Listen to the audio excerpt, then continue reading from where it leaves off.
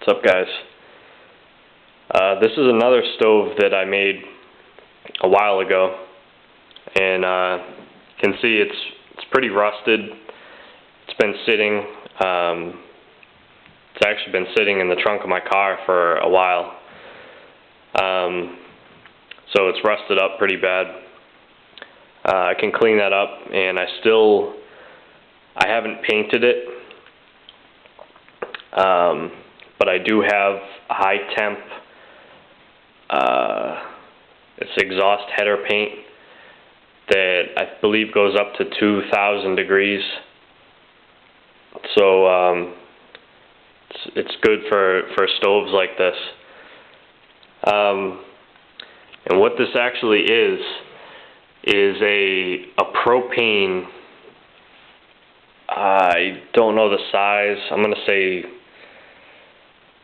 6 pounds, 5 pounds, or maybe 3 pounds. I'm not sure.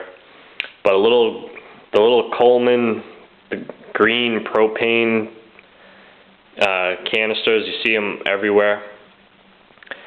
I had one of those and it ran out, and I actually thought it would make a great little camp stove.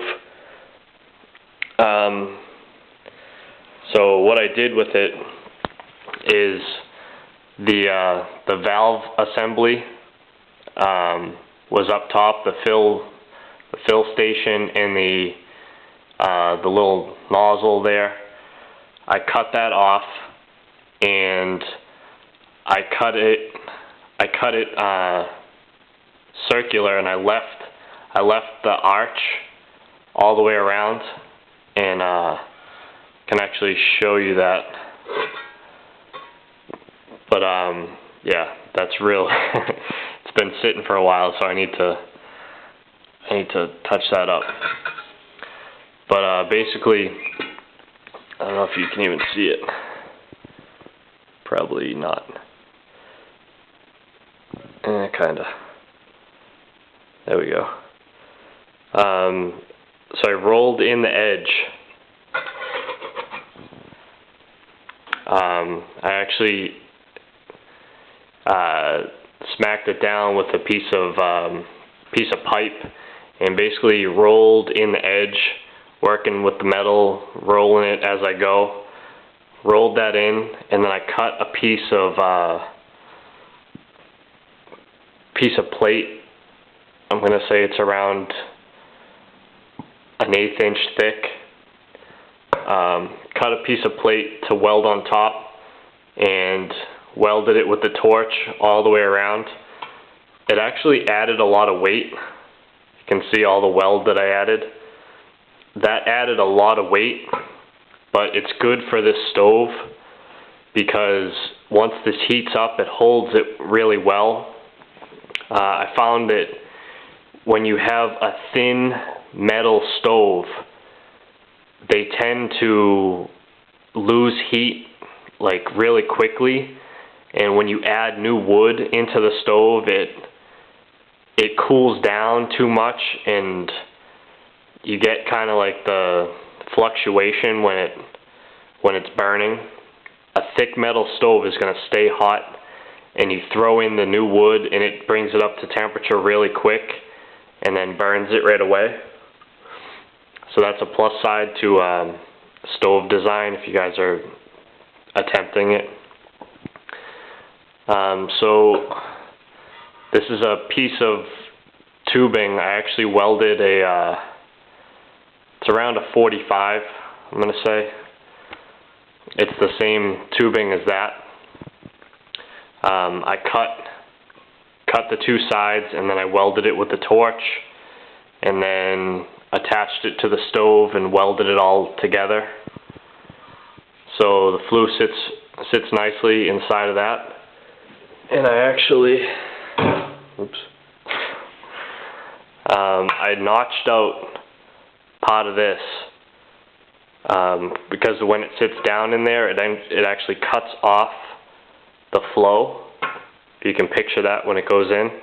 So I notched that out so it opens up the throat, I guess, to allow the smoke to go out. So that's that. The door is, I actually just cut out a pretty decent, I cut out a pretty decent section of the bottom for where you add the wood. You can see the holes I drilled around it. I went light. Initially I drilled one hole above each of the little feet there. I took the plastic thing off the bottom, obviously. So initially those were the only holes, and then I came up, it wasn't drafting well, and I drilled more holes in the bottom, and this is one in front of each of those little things. They're on the bottom of Coke bottles and stuff.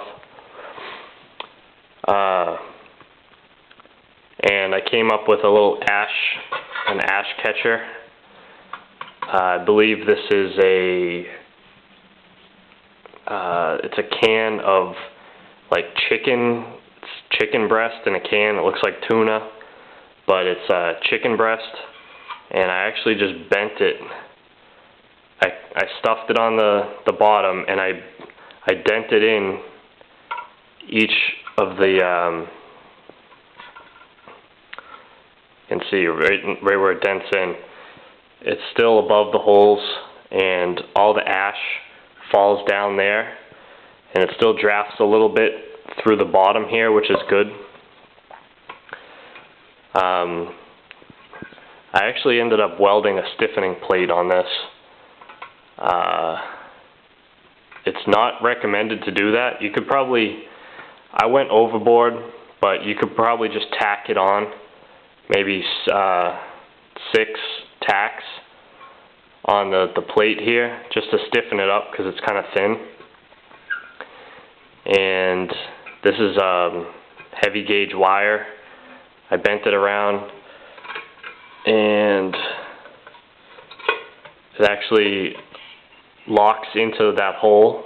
I bent it long enough to reach that hole, and it's just a simple, I have a catch screw, and this does not rotate, but it's kind of pinned. I tightened it really tight around this, so this is kind of, it's really stiff. You can operate the door while it's hot, and when it's closed, alright,